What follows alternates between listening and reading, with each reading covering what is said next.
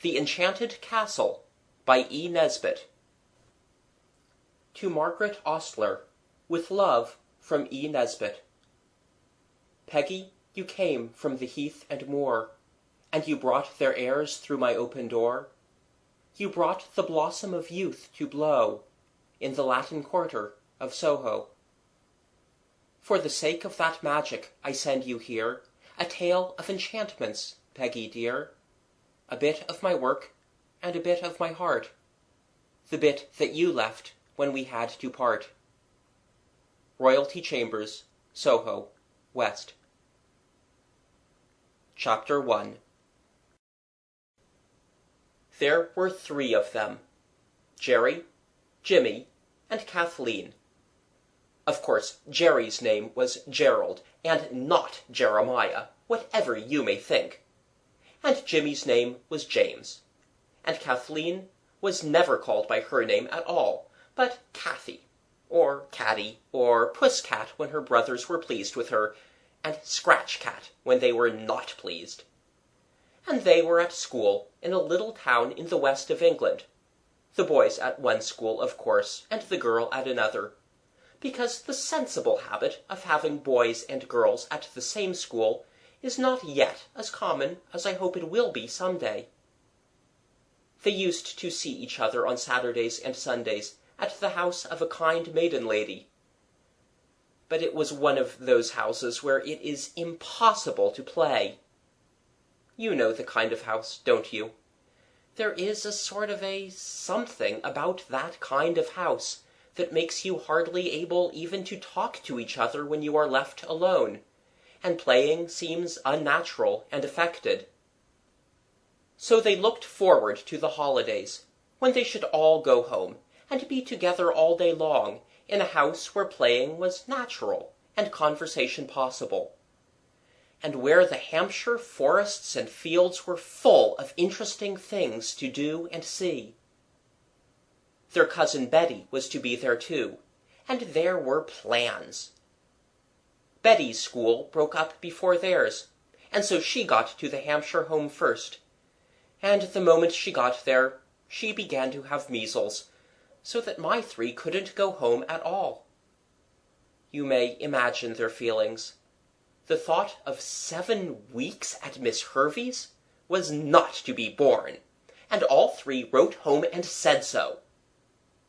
This astonished their parents very much, because they had always thought it was so nice for the children to have dear Miss Hervey's to go to.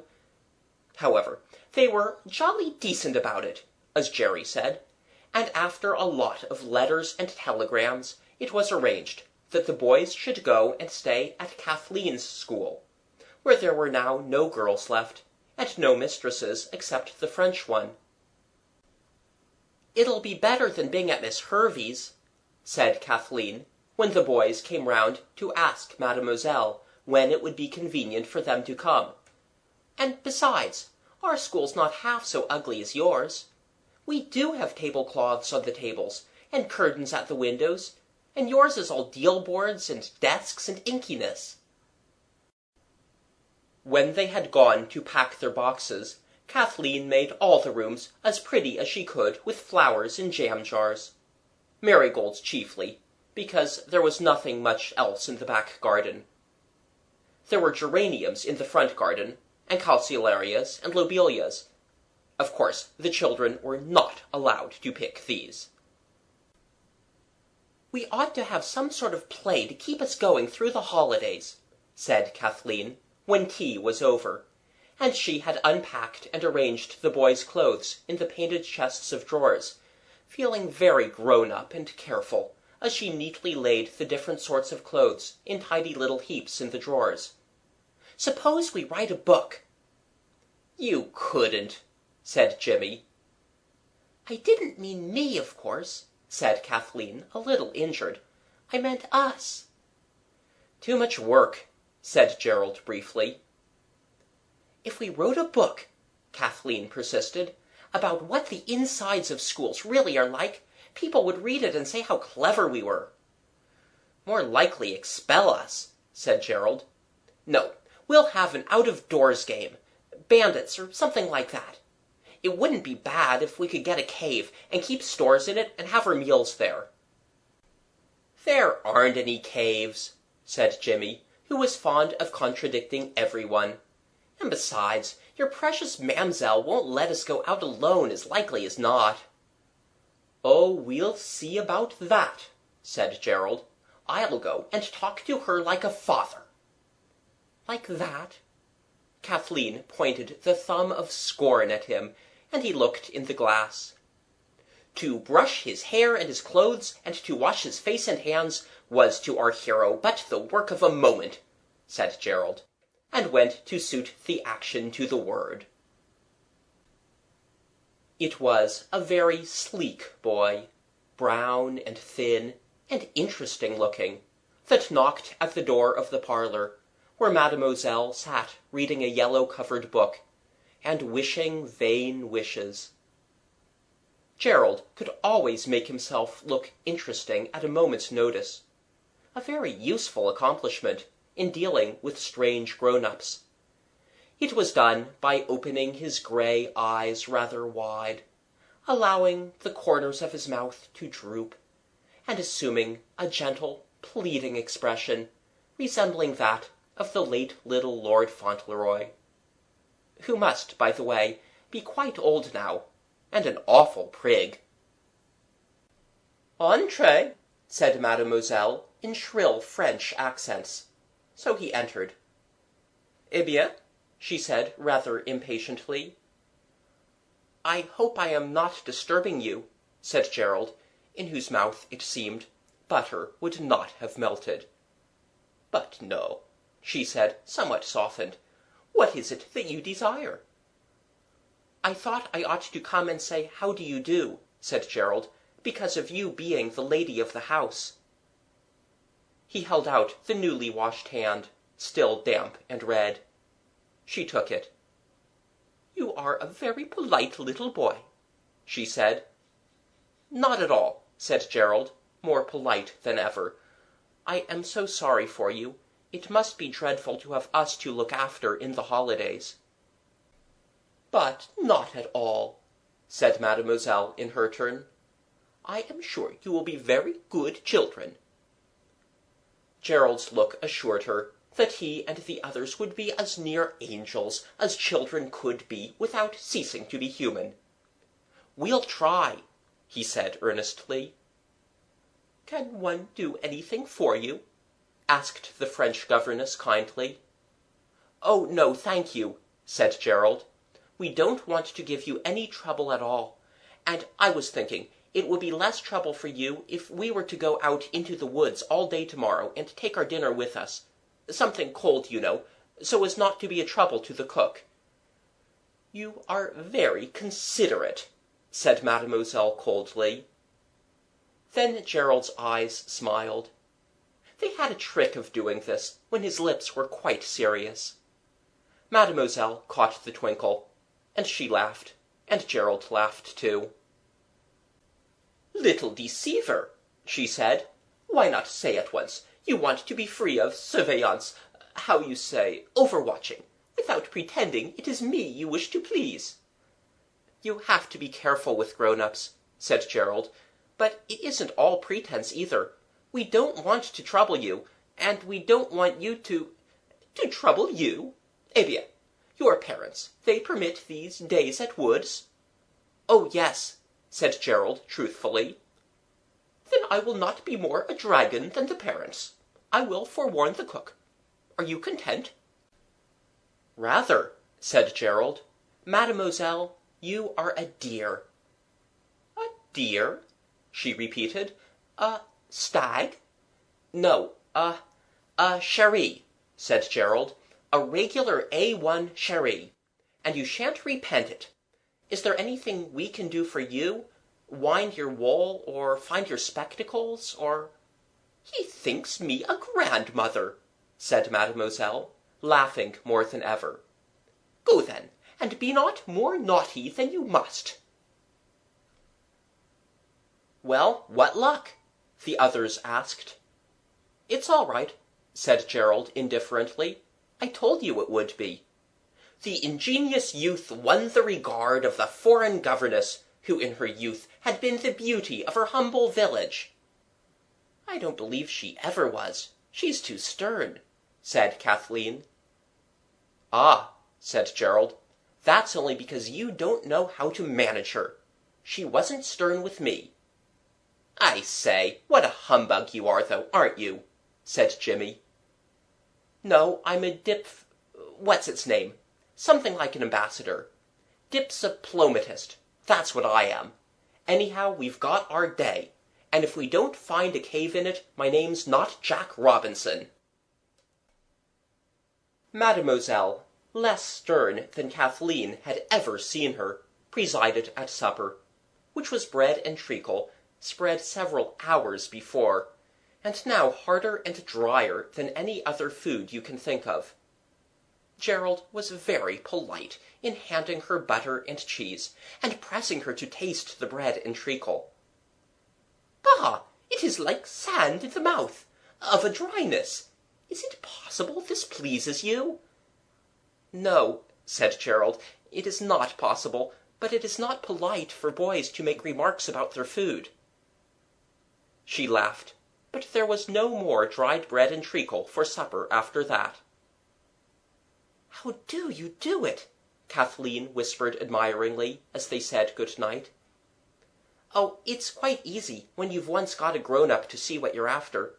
You'll see. I shall drive her with a rein of darning cotton after this." Next morning Gerald got up early, and gathered a little bunch of pink carnations from a plant which he found hidden among the marigolds. He tied it up with black cotton, and laid it on Mademoiselle's plate. She smiled, and looked quite handsome as she stuck the flowers in her belt. "Do you think it's quite decent," Jimmy asked later, "sort of bribing people to let you do as you like, with flowers and things, and passing them the salt?"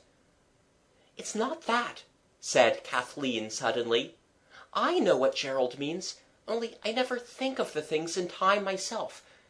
You see, if you want grown-ups to be nice to you, the least you can do is to be nice to them, and think of little things to please them. I never think of any myself. Jerry does. That's why all the old ladies like him. It's not bribery, it's a sort of honesty, like paying for things." "Well, anyway," said Jimmy, putting away the moral question, "we've got a ripping day for the woods." They had. The wide High Street, even at the busy morning hour almost as quiet as a dream street, lay bathed in sunshine. The leaves shone fresh from last night's rain, but the road was dry, and in the sunshine the very dust of it sparkled like diamonds. The beautiful old houses, standing stout and strong, looked as though they were basking in the sunshine and enjoying it. "But are there any woods?" asked Kathleen, as they passed the market-place. "It doesn't much matter about woods," said Gerald dreamily. "We're sure to find something. One of the chaps told me his father said when he was a boy there used to be a little cave under the bank in a lane near the Salisbury Road. But he said there was an enchanted castle there too, so perhaps the cave isn't true either." "If we were to get horns," said Kathleen, "and to blow them very hard all the way, we might find a magic castle." "If you've got the money to throw away on horns," said Jimmy contemptuously. "Well, I have, as it happens, so there!" said Kathleen. And the horns were bought, in a tiny shop with a bulging window, full of a tangle of toys and sweets, and cucumbers and sour apples. And the quiet square at the end of the town where the church is, and the houses of the most respectable people, echoed to the sound of horns blown long and loud. But none of the houses turned into enchanted castles. Away they went along the Salisbury Road, which was very hot and dusty, so they agreed to drink one of the bottles of ginger beer. "We might as well carry the ginger beer inside us as inside the bottle," said Jimmy, "and we can hide the bottle and call for it as we come back." Presently they came to a place where the road, as Gerald said, went two ways at once. "That looks like adventures," said Kathleen, and they took the right-hand road. And the next time they took a turning, it was a left-hand one, so as to be quite fair, Jimmy said, and then a right-hand one, and then a left, and so on, till they were completely lost. "Completely," said Kathleen. "How jolly!" And now the trees arched overhead, and the banks of the road were high and bushy. The adventurers had long since ceased to blow their horns. It was too tiring to go on doing that, when there was no one to be annoyed by it. "Oh, crikey," observed Jimmy suddenly. "Let's sit down a bit and have some of our dinner. We might call it lunch, you know," he added persuasively. So they sat down in the hedge, and ate the ripe red gooseberries that were to have been their dessert. And as they sat and rested, and wished that their boots did not feel so full of feet, Gerald leaned back against the bushes, and the bushes gave way, so that he almost fell over backward. Something had yielded to the pressure of his back, and there was the sound of something heavy that fell. "Oh, Jiminy," he remarked, recovering himself suddenly. "There's something hollow in there. The stone I was leaning against simply went." "I wish it was a cave," said Jimmy, "but of course it isn't." "If we blow the horns, perhaps it will be," said Kathleen, and hastily blew her own. Gerald reached his hand through the bushes. "I can't feel anything but air," he said. "It's just a hole full of emptiness." The other two pulled back the bushes. There certainly was a hole in the bank.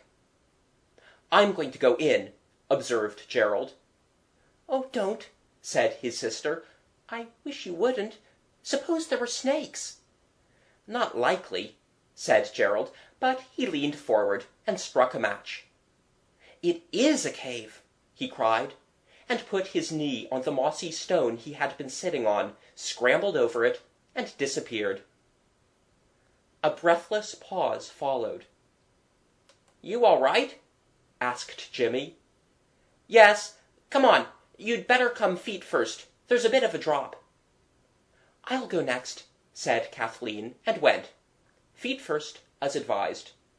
The feet waved wildly in the air. "Look out!" said Gerald in the dark. "You'll have my eye out. Put your feet down, girl, not up.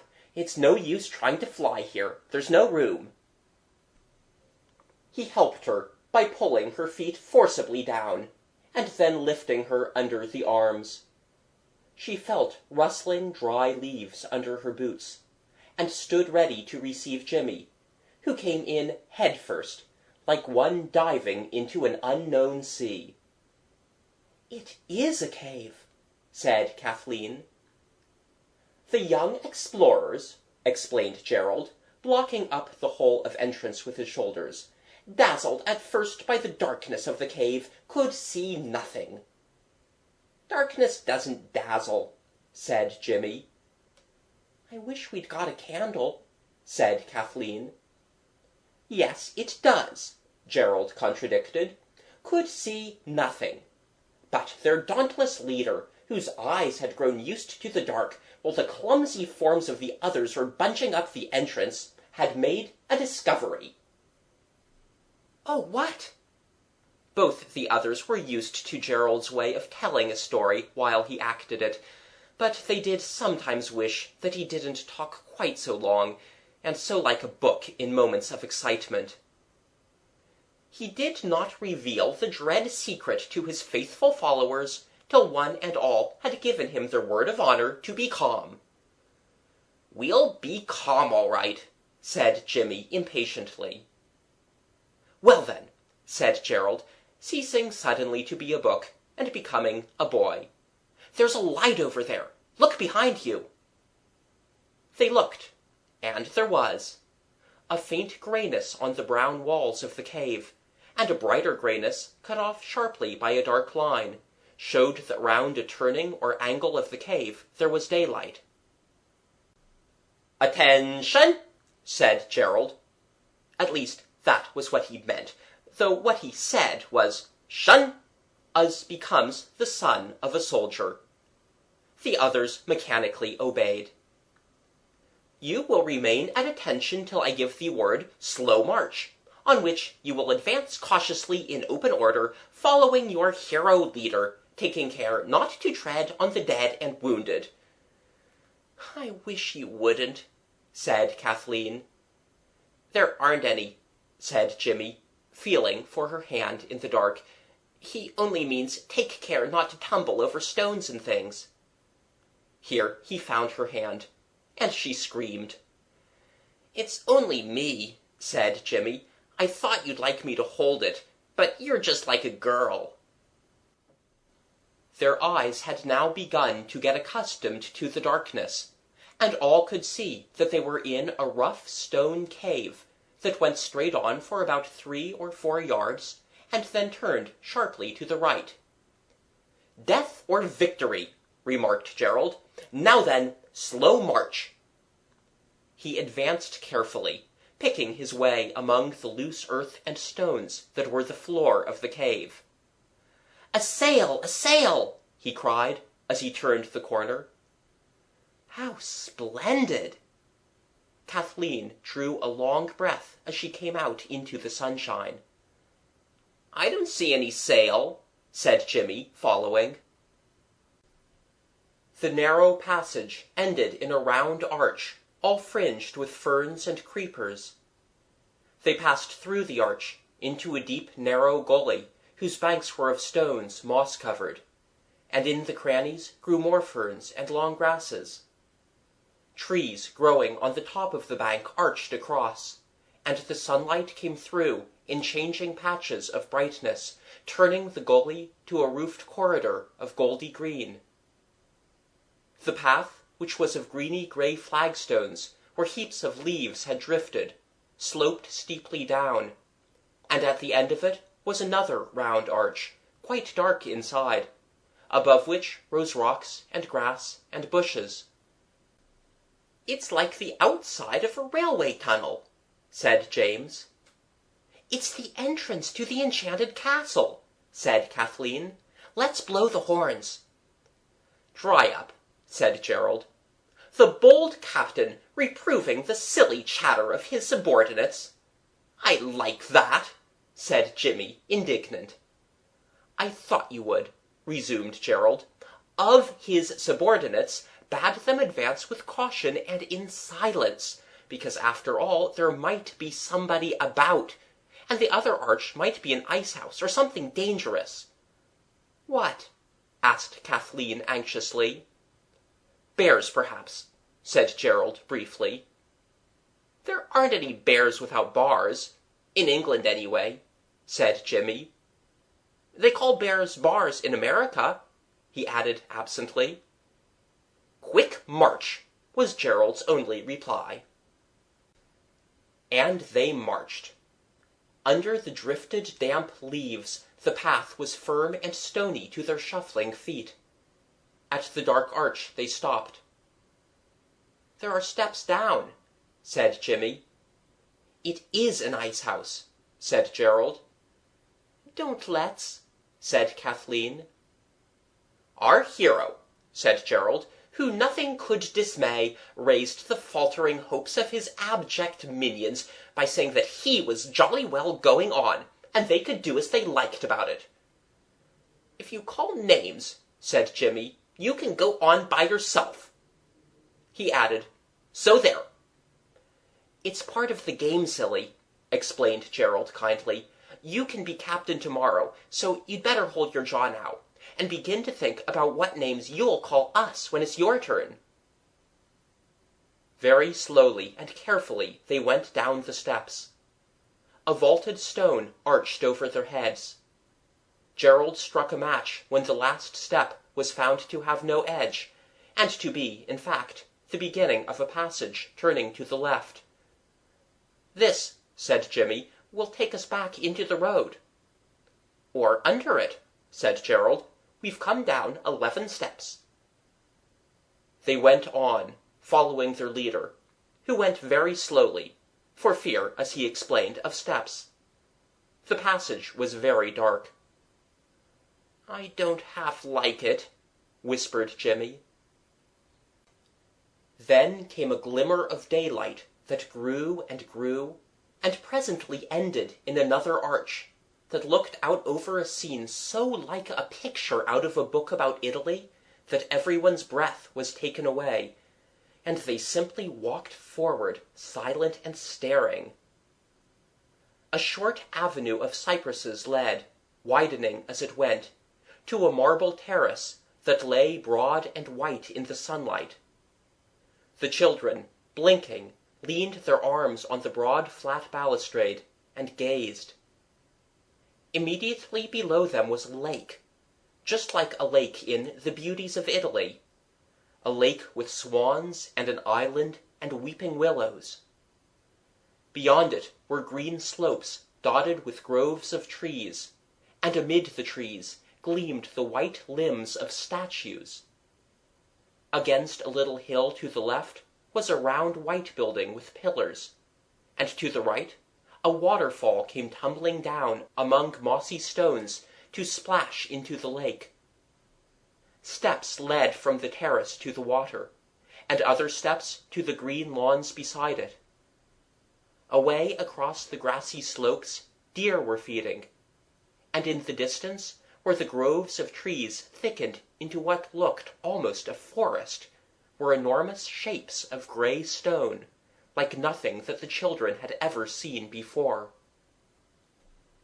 "That chap at school," said Gerald. "It is an enchanted castle," said Kathleen. "I don't see any castle," said Jimmy. "What do you call that, then?" Gerald pointed to where, beyond a belt of lime trees, white towers and turrets broke the blue of the sky. "There doesn't seem to be anyone about," said Kathleen, "and yet it's all so tidy. I believe it is magic." "Magic mowing machines?" Jimmy suggested. "If we were in a book it would be an enchanted castle, certain to be," said Kathleen. "It is an enchanted castle," said Gerald in hollow tones. "But there aren't any."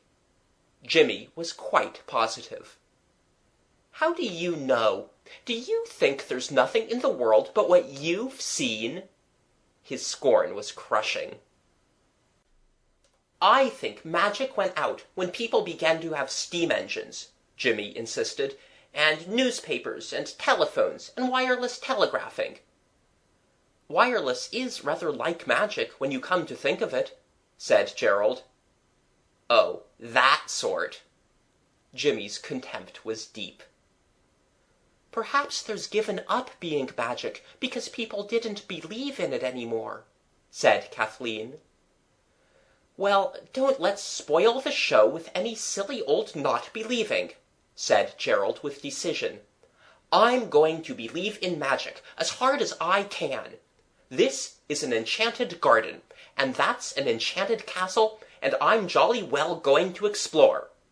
The dauntless knight then led the way, leaving his ignorant squires to follow or not, just as they jolly well chose. He rolled off the balustrade, and strode firmly down towards the lawn, his boots making, as they went, a clatter full of determination. The others followed. There never was such a garden, out of a picture or a fairy tale. They passed quite close by the deer, who only raised their pretty heads to look, and did not seem startled at all.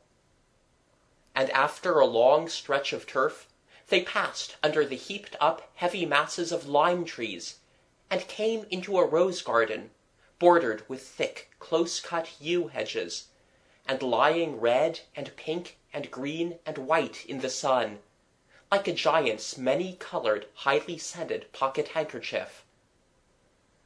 "I know we shall meet a gardener in a minute, and he'll ask what we're doing here. And then what will you say?" Kathleen asked, with her nose in a rose. "I shall say we have lost our way, and it will be quite true," said Gerald. But they did not meet a gardener or anybody else, and the feeling of magic got thicker and thicker, till they were almost afraid of the sound of their feet in the great silent place. Beyond the rose garden was a yew hedge with an arch cut in it, and it was the beginning of a maze like the one in Hampton Court. "Now," said Gerald, "you mark my words. In the middle of this maze we shall find the secret enchantment. Draw your swords, my merry men all, and hark forward tally-ho in the utmost silence." Which they did. It was very hot in the maze between the close yew hedges, and the way to the maze's heart was hidden well. Again and again they found themselves at the black yew arch that opened on the rose garden, and they were all glad that they had brought large, clean pocket-handkerchiefs with them. It was when they found themselves there for the 4th time that Jimmy suddenly cried, "Oh, I wish—" and then stopped short very suddenly. "Oh," he added, in quite a different voice, "where's the dinner?" And then, in a stricken silence, they all remembered that the basket with the dinner had been left at the entrance of the cave. Their thoughts dwelt fondly on the slices of cold mutton, the 6 tomatoes, the bread and butter, the screwed-up paper of salt, the apple turnovers, and the little thick glass that one drank the ginger beer out of. "Let's go back," said Jimmy, "now, this minute, and get our things, and have our dinner." "Let's have one more try at the maze. I hate giving things up," said Gerald. "I am so hungry," said Jimmy. "Why didn't you say so before?" asked Gerald bitterly. "I wasn't before." "Then you can't be now. You don't get hungry all in a minute. What's that?" That was a gleam of red that lay at the foot of the yew hedge, a thin little line that you would hardly have noticed unless you had been staring in a fixed and angry way at the roots of the hedge. It was a thread of cotton. Gerald picked it up.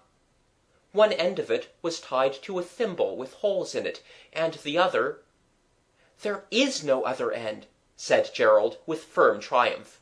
"It's a clue, that's what it is. What price cold mutton now?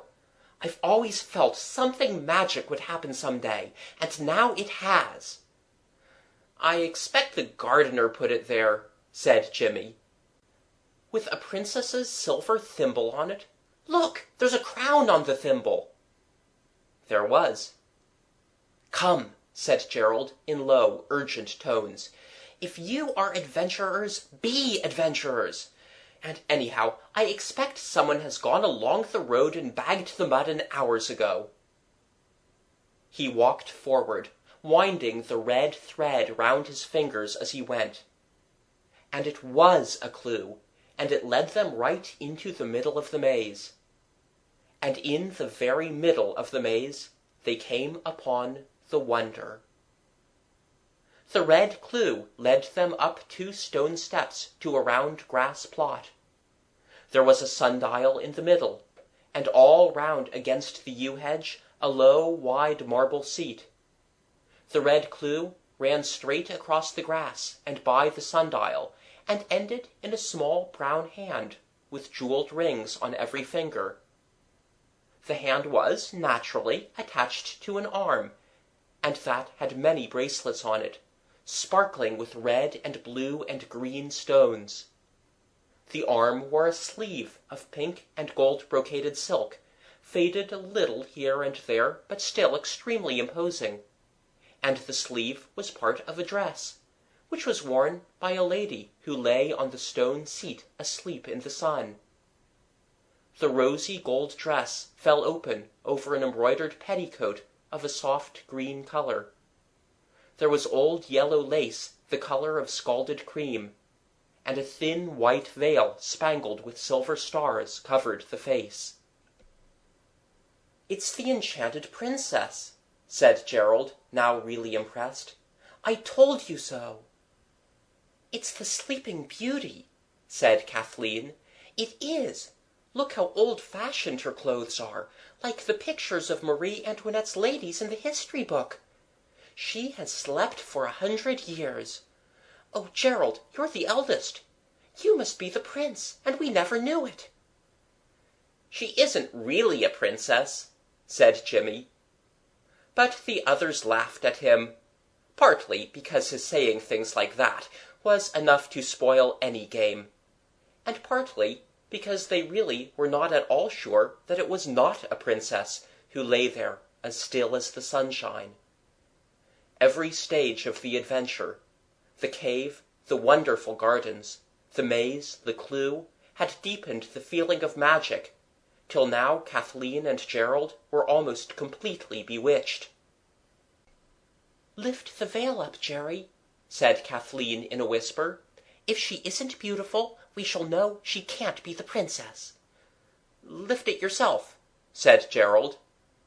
"I expect you're forbidden to touch the figures," said Jimmy.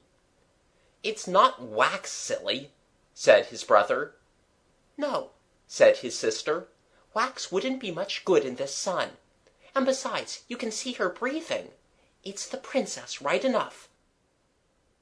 She very gently lifted the edge of the veil and turned it back. The princess's face was small and white between long plaits of black hair. Her nose was straight and her brows finely traced. There were a few freckles on cheekbones and nose. "No wonder," whispered Kathleen, "sleeping all these years in all this sun." Her mouth was not a rosebud, but all the same. "Isn't she lovely?" Kathleen murmured. "Not so dusty," Gerald was understood to reply. "Now, Jerry," said Kathleen firmly, "you're the eldest." "Of course I am," said Gerald uneasily. "Well, you've got to wake the princess." "She's not a princess," said Jimmy, with his hands in the pockets of his knickerbockers. "She's only a little girl dressed up." "But she's in long dresses," urged Kathleen. "Yes, but look what a little way down her frock her feet come. She wouldn't be any taller than Jerry if she was to stand up." "Now then," urged Kathleen. "Jerry, don't be silly. You've got to do it." "Do what?" asked Gerald, kicking his left boot with his right. "Why, kiss her awake, of course." "Not me," was Gerald's unhesitating rejoinder. "Well, someone's got to." "She'd go for me as likely as not the minute she woke up," said Gerald anxiously. "I'd do it like a shot," said Kathleen, "but I don't suppose it'd make any difference me kissing her." She did, and it didn't. The princess still lay in deep slumber. "Then you must, Jimmy. I dare say you'll do. Jump back quickly before she can hit you." "She won't hit him, he's such a little chap," said Gerald. "Little yourself," said Jimmy. "I don't mind kissing her. I'm not a coward like some people. Only, if I do, I'm going to be the dauntless leader for the rest of the day." "No, look here, hold on," cried Gerald. "Perhaps I'd better—" But in the meantime, Jimmy had planted a loud, cheerful-sounding kiss on the princess's pale cheek, and now the three stood breathless, awaiting the result. And the result was that the princess opened large, dark eyes, stretched out her arms, yawned a little, covering her mouth with a small brown hand, and said quite plainly and distinctly, and without any room at all for mistake, "Then the 100 years are over. How the yew hedges have grown! Which of you is my prince, that aroused me from my deep sleep of so many long years?" "I did," said Jimmy fearlessly, for she did not look as though she were going to slap anyone. "My noble preserver," said the Princess, and held out her hand. Jimmy shook it vigorously. "But I say," said he, "you aren't really a princess, are you?" "Of course I am," she answered. "Who else could I be? Look at my crown." She pulled aside the spangled veil, and showed beneath it a coronet of what even Jimmy could not help seeing to be diamonds. "But," said Jimmy. "Why," she said, opening her eyes very wide, "you must have known about my being here, or you'd never have come. How did you get past the dragons?" Gerald ignored the question.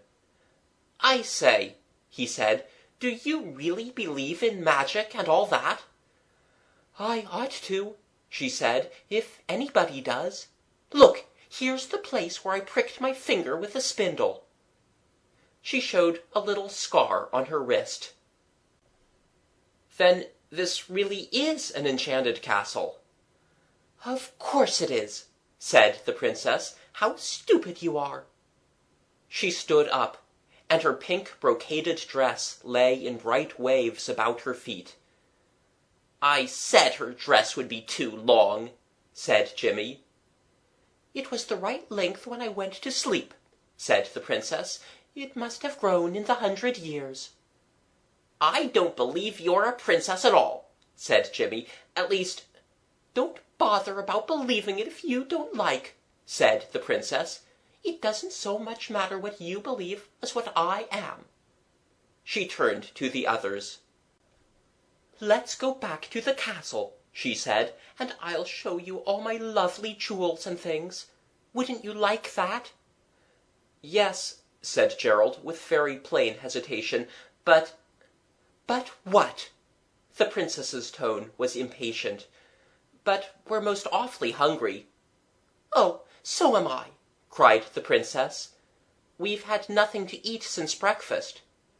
"And it's 3 now," said the Princess, looking at the sundial.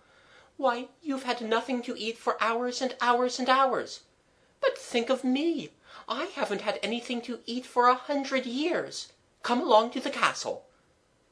"The mice will have eaten everything," said Jimmy sadly. He saw now that she really was a princess. "Not they!" cried the Princess joyously. "You forget, everything's enchanted here. Time simply stood still for 100 years. Come along, and one of you must carry my train, or I shan't be able to move, now it's